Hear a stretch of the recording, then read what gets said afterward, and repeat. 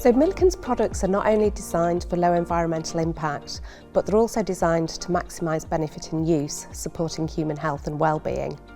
That's so important because flooring's a long-life product, and we spend over 90% of our time indoors, so it can make a real difference. As in most walks of life, there's a right way to do things and a wrong way to do things. Here at Milliken, we pride ourselves that we hold the highest ethical standards throughout our operations. As a result, we've been recognised by Ethisphere for 19 years in a row now as one of the world's most ethical companies. At Milliken, we start our design journey really putting the people that are going to use our products first.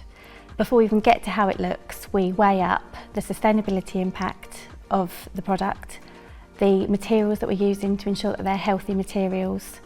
We design for longevity, and really at the forefront of our designer's mind is the health and wellness that the products are going to have when they're in use.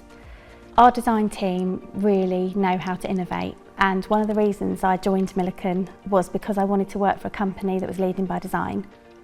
Something that's really different with Milliken is that we always start with a backing, and I've never spent so long talking about something you don't even really see because of the benefits that it has and the overall impact that has on our product design.